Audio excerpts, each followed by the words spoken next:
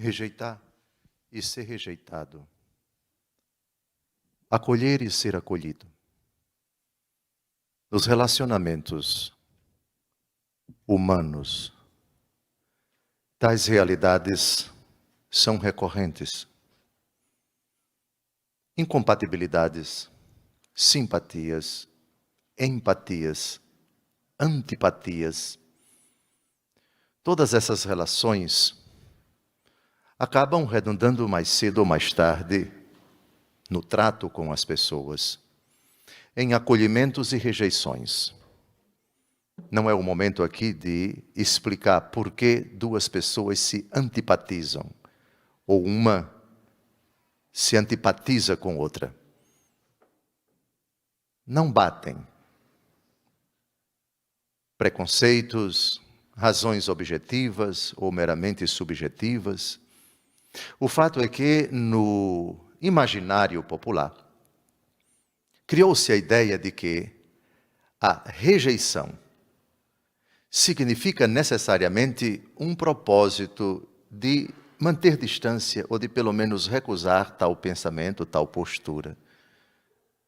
Ou diante de tal pedido eu digo não, portanto eu estou rejeitando você. Mas no evangelho que nós acabamos de ouvir temos uma coisa surpreendente e também na primeira leitura.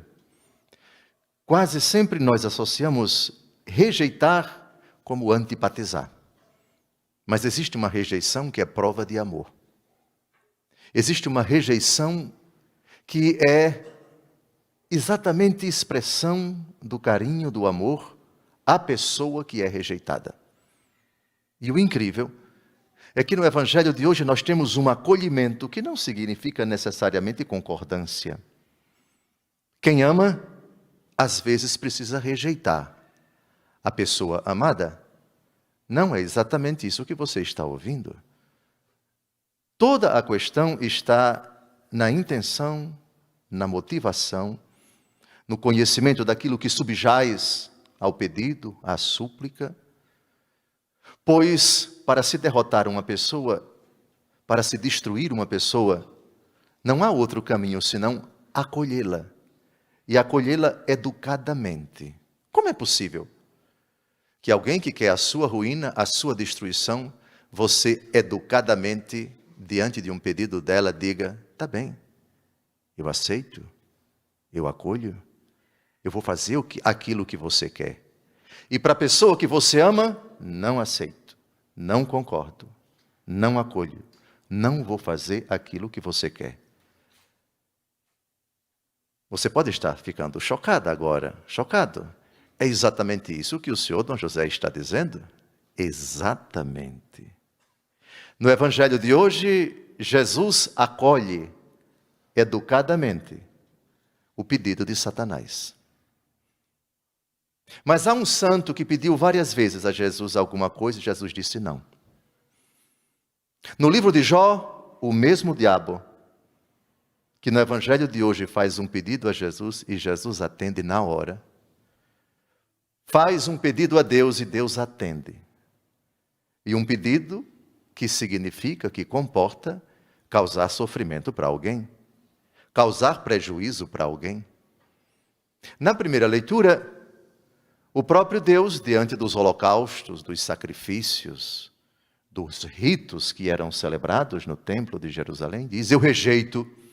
Mas como é possível? O próprio Deus instituiu o templo, instituiu o culto, instituiu o sacerdócio, e agora está dizendo, eu rejeito vocês.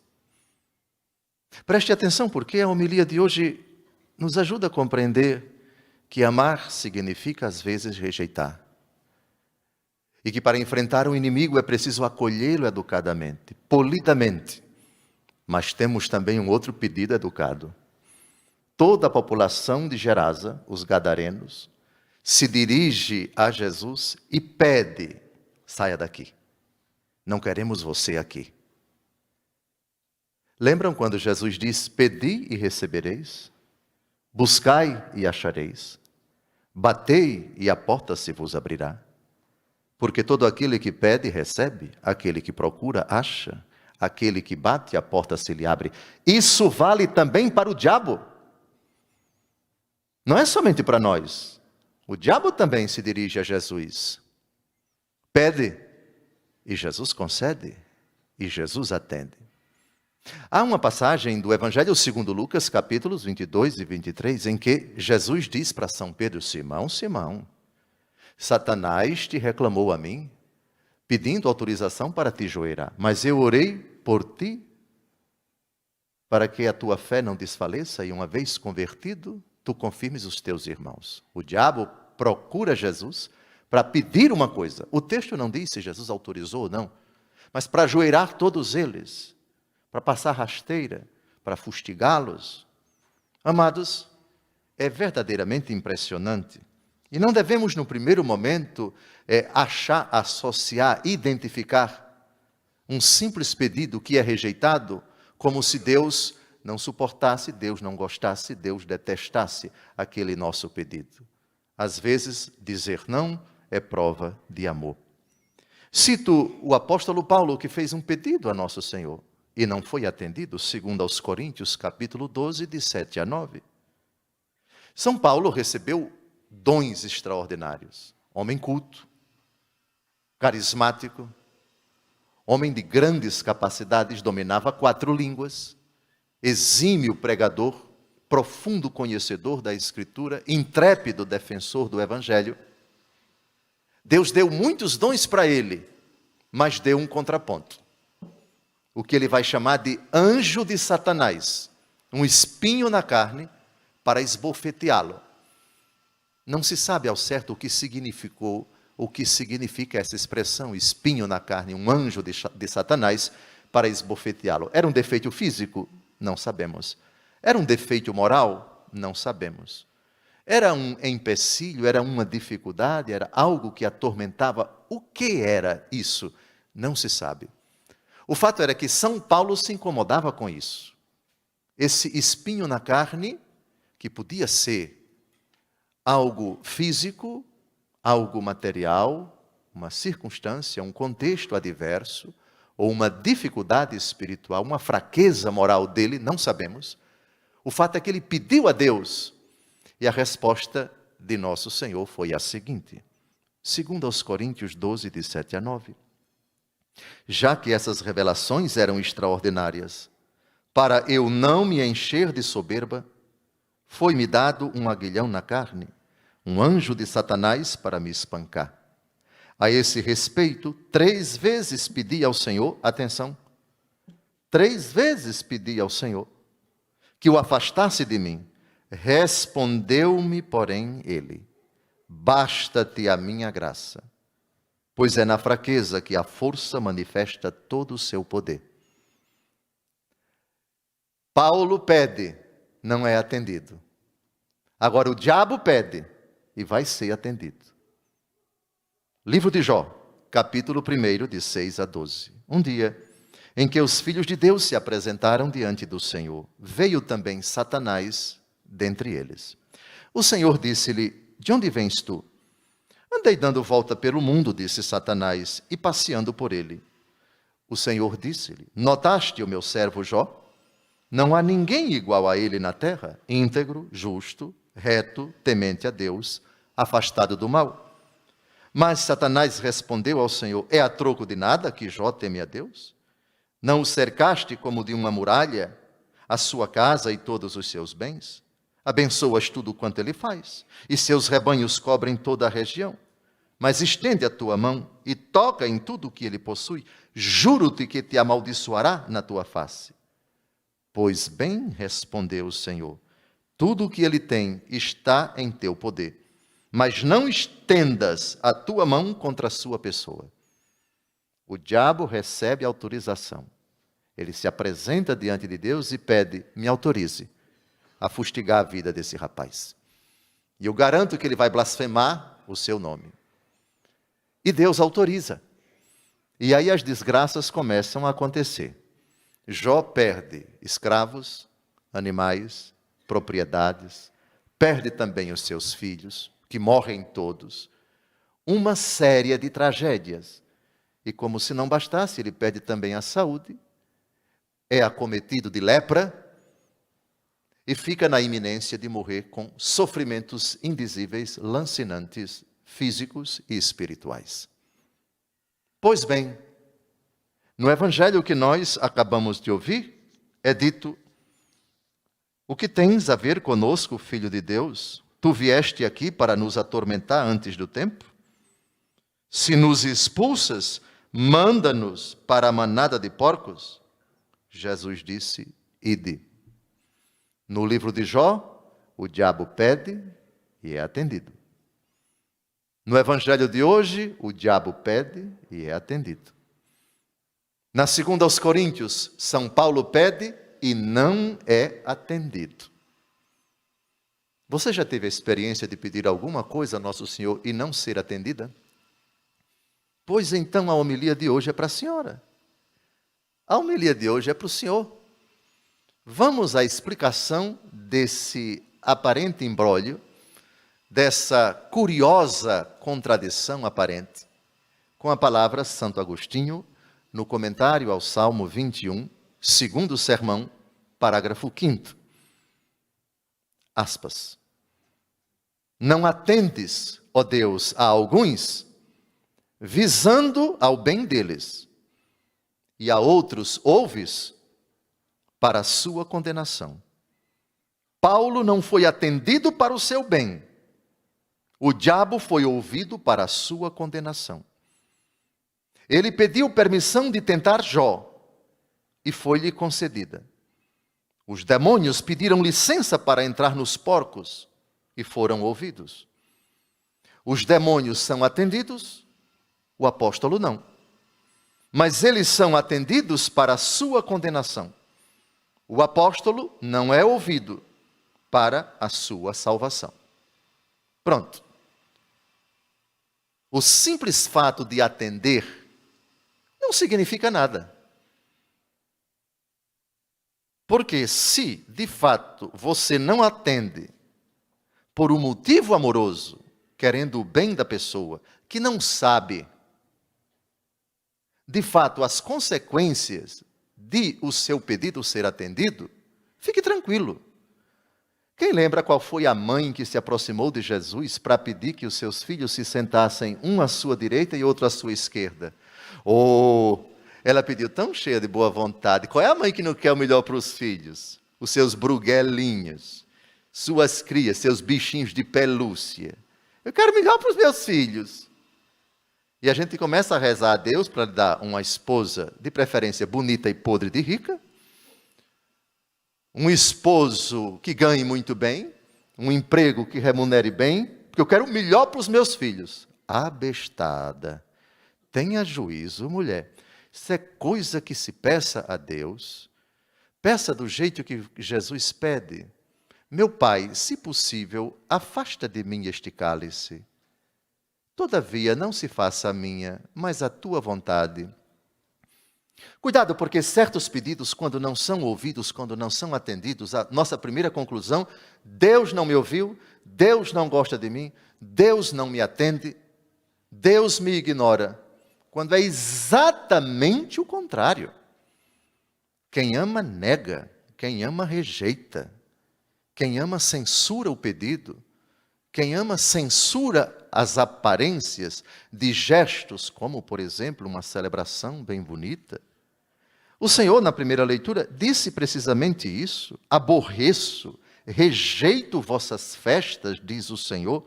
Não me agradam vossas assembleias de culto. Se me oferecerdes holocaustos, não aceitarei vossas oblações e não farei caso de vossos gordos animais de sacrifício. Quem disse que presente não se rejeita e presente não se usa? Você já teve a impressão, a ocasião de receber o presente de uma pessoa e você percebe que aquilo não é do fundo do coração. Homem, jogue fora, queime, destrua quando a pessoa virar as costas. Eu detesto isso. A questão não é o preço do presente, não é a importância do presente, não é a utilidade do presente, mas o que se passa no coração da pessoa que lhe deu o presente. Essa é a questão. Buscai o bem, não o mal, para terdes mais vida. Só assim o Senhor Deus dos Exércitos vos assistirá, como tendes afirmado. que a justiça seja abundante como água e a vida honesta como torrente perene. Isto é, vocês fazem celebrações bonitas para mim, mas olha a vida de vocês. Vocês exploram o pobre, vocês estão mergulhados na luxúria, na injustiça. Odiai o mal, amai o bem, restabelecei a justiça no julgamento.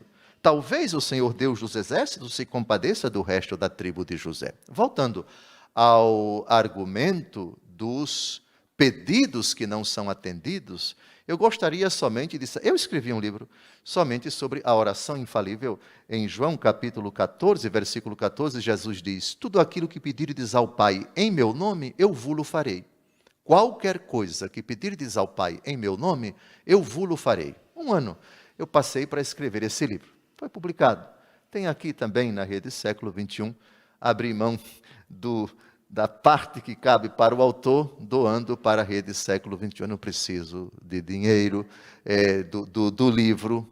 A parte que cabe ao autor, eu já, por contrato, a editora Eclésia já repassa todos os meses aqui para a Rede Século XXI. Pois bem, há um capítulo desse livro inteiramente voltado para essa questão. Nós nos apegamos, e devemos nos apegar à frase de Jesus em Mateus capítulo 7, versículo 7. Pedi e recebereis, buscai e achareis, batei e a porta se vos abrirá, porque todo aquele que pede recebe, aquele que procura acha, aquele que bate a porta se lhe abre.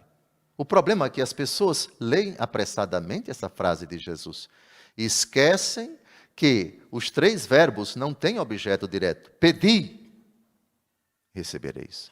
Buscai, achareis. Batei e a porta se vos abrirá. São 6 verbos. Pedi, mas Jesus não disse o quê? Recebereis, também Jesus não disse o quê? Buscai, Jesus não disse o quê? E achareis, Jesus não disse o quê? Quando Jesus omite o objeto direto, a assertiva, o cumprimento da frase, vai depender do objeto direto.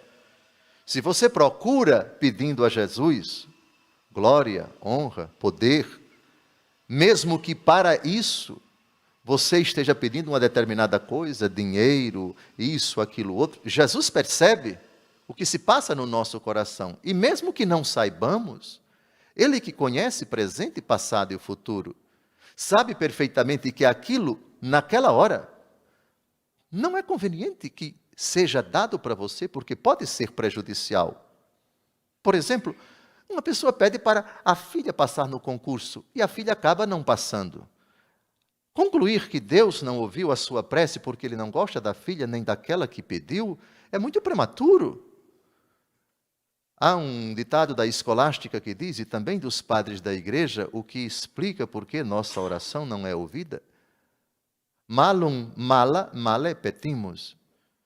Nossa oração não é ouvida por Deus, não é atendida, não se cumpre tudo aquilo que pedirdes ao Pai em meu nome eu vou-lo farei, porque somos maus ou porque pedimos mal as coisas más. Às vezes o que pedimos é uma coisa muito boa, mas pedimos de forma arrogante, sem confiar, sem humildade, sem perseverança. Fazemos um ou outro esporádico pedido e às vezes até desconfiando. O pedido é bom, mas a maneira como nós pedimos, sem as disposições devidas no nosso coração, como esperamos ser atendidos? Depois, aquilo que a gente pede, por mais subjetivamente certos estejamos de que aquilo é útil para nós, mas na ótica de Deus não é. É o caso do apóstolo Paulo. Livra-me, Senhor, desse espinho na carne. O Senhor diz, não, basta-te a minha graça. Ou seja, é conveniente que você não se livre disso, porque esse espinho na carne vai esbofetear você, para você não se envaidecer, para você não se achar o rei da cocada preta. Às vezes, certas dificuldades, certos entraves, certas cruzes, certos obstáculos, certos empecilhos na nossa vida fazem tão bem para a gente. E vão nos polindo, vão nos cortando, vão arrancando as arestas do nosso comportamento, da nossa vaidade, do nosso pedantismo. Isso nos ajuda a frear esse ímpeto de orgulho, de vaidade, de presunção, de arrogância, de atitudes que nos deixam para além justa medida que devemos ter, da justa noção, do justo conceito, da justa avaliação que nós devemos ter de nós mesmos. Pois bem, ide. Jesus atende imediatamente ao diabo. Puxa, Jesus atendeu, mas como é que ele pode dizer sim ao diabo e não para mim? Diz sim ao diabo quando isso vai redundar na destruição dele. No caso de Jó, Jó foi duramente provado e revelou a grandeza do seu coração, a fidelidade a Deus, e triunfou sobre o diabo. No caso do apóstolo Paulo, não. Mas eu também não preciso dizer qual é o motivo. Basta-te por enquanto a minha graça, porque eu sou Deus e sei qual é a hora exata de dar para você aquilo que você pede. E ainda que você não peça, e você nem imagine o que é melhor para você, se você pedir uma coisa, eu sei o que é melhor para você e vou dar na hora certa, porque eu conheço o peso, conheço a medida, conheço o contexto de toda a sua vida. O que interessa então, fundamentalmente, se o pedinte, o suplicante, se dirige a Deus e é ouvido, talvez uma das explicações seja essa que cantamos no Salmo: a todos que procedem retamente, eu mostrarei a salvação que vem de Deus. Essa é a primeira exigência para uma oração infalível, uma oração que não falha nunca. Proceda retamente.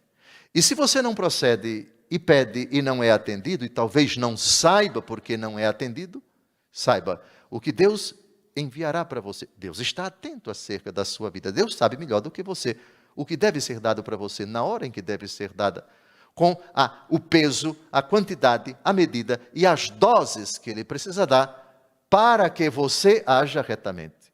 Não é simplesmente para atender a você, mas justamente para que você proceda retamente. Conheço os pássaros que voam pelos céus, os seres vivos que voam pelos campos. Tu que odiaste minhas leis e meus conselhos, como ousas repetir meus preceitos e trazer minha aliança em minha boca? Ó Israel, eu testemunho contra ti, somente eu sou o teu Deus. Proceda retamente e eu mostrarei a salvação que vem de Deus. Por outro lado, para concluirmos a homilia, a população de Gerasa, os gadarenos, vem toda pedir a Jesus que se retire. Jesus acabou de expulsar os demônios. Aqui é um pedido absurdo, horrível, que a população vai pedir a Jesus. E Jesus atende. Ou seja, se retire daqui. O senhor não é uma pessoa bem-vinda.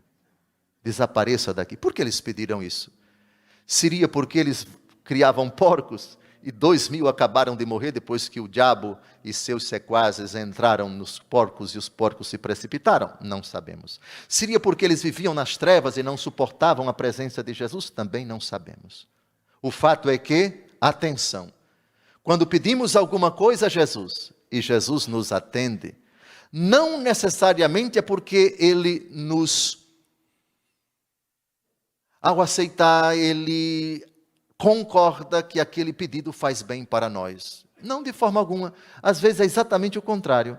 Pai, dá-me a parte da herança que me cabe. Isso foi um pedido que o filho pródigo fez ao pai? Foi. O pai atendeu? Atendeu. Isso não significa dizer que o pai concordou com o pedido do filho. Ele permitiu. Então é hora de concluir a homilia. Eu peço a vocês que dissociem essas realidades.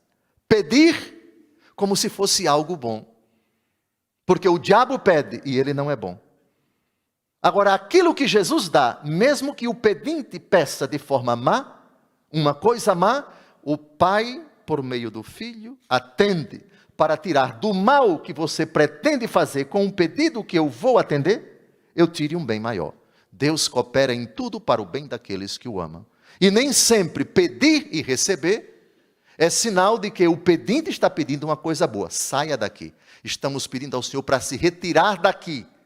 E Jesus educadamente sai. Não porque aquilo vai ser bom para eles. Vai ser mal. Estão rejeitando Jesus. Mas Jesus respeita a decisão absurda de quem se dirige para Ele. Não quero nada a ver com o Senhor. Saia da nossa vida. Como fizeram os habitantes de Gadara. os Gerazenos. Portanto, essa homilia, espero que tenha contribuído para a gente não necessariamente associar rejeição, primeira leitura, como se fosse algo da parte de Deus que não é prova do nosso amor. Precisamente no contexto da primeira leitura, ele rejeita porque ama o povo, para que, rejeitando, o povo passe a proceder retamente. Jesus disse não a São Paulo, justamente porque ele amava São Paulo. Nossos pedidos são formulados a Deus, às vezes com boas intenções, mas isso não significa dizer que nós temos o conhecimento exato da nossa necessidade e de que aquilo que pedimos, na hora que pedimos, da maneira, da intensidade, como pedimos, seja o melhor para nós. E quando o que pedirmos não for atendido, e quando a hora que pretendemos atender a graça, ela não chegar e for procrastinada, confiemos no Senhor. Passemos a agir retamente e cuidemos dessa questão. E Deus mostrará a salvação que vem dele. Louvado seja nosso Senhor Jesus Cristo. Para sempre seja louvado.